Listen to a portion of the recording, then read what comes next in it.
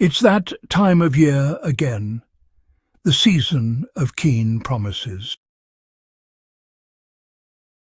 Every January, like clockwork, Kensington Palace courtiers dust off their briefing notes and whisper to the British media about what the coming year will supposedly hold for the Prince and Princess of Wales. New year, new vision, new focus, new energy. At least that's the promise. But when you strip away the breathless headlines and the recycled phrases, what you're left with is something far less inspiring and far more familiar. This year's problem for Kensington Palace is King Charles. His improving health has quietly disrupted a narrative the palace seemed very invested in pushing. The idea that William's reign was imminent and that he was already planning sweeping, transformative change. That storyline has now been awkwardly paused. So the courtiers needed a new angle. And what did they land on? Apparently, 2026 will be the year William and Kate support British brands. That's it. That's the big promise. But isn't that already their job? Isn't promoting British industry, culture and community part of the basic remit of senior working royals? If this is the headline goal for an entire year, it suggests not vision, but a lack of one. The brilliance of a promise like supporting British brands is that it's so vague it can't be measured. There are no targets, no timelines, no expectations. No one can say you didn't do it because technically a single photo op counts. We've seen this playbook before. Remember the much-hyped local impact days? Kensington Palace briefed the press as if William and Kate were reinventing philanthropy, rolling up their sleeves, empowering communities and putting their foundation's money to work. And then the details came out.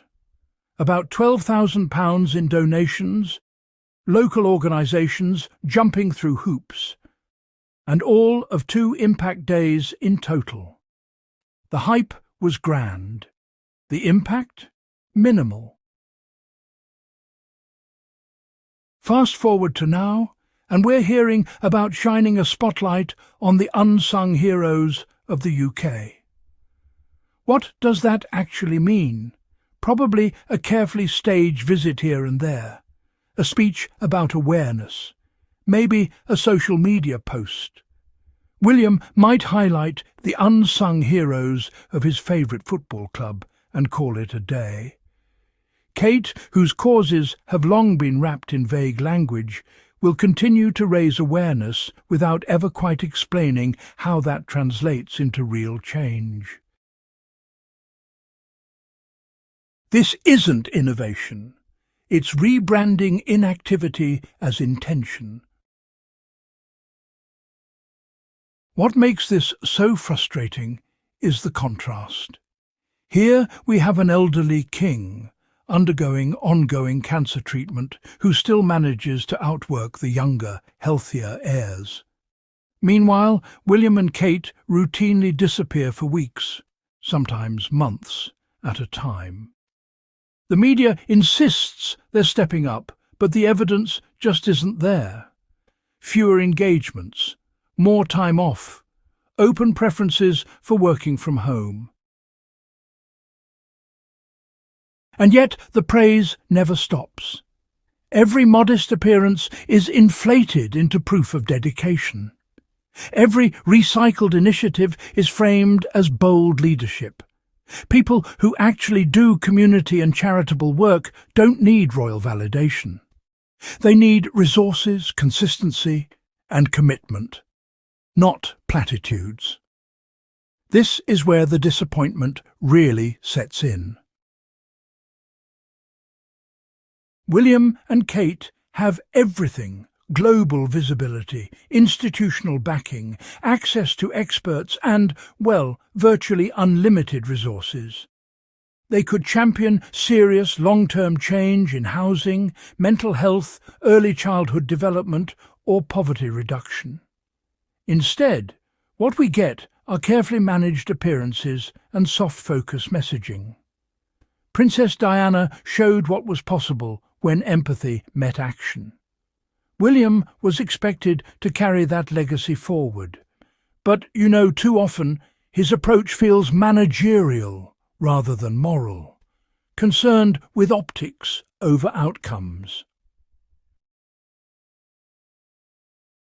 The result is a royal brand that feels stagnant at a moment when relevance should be its priority.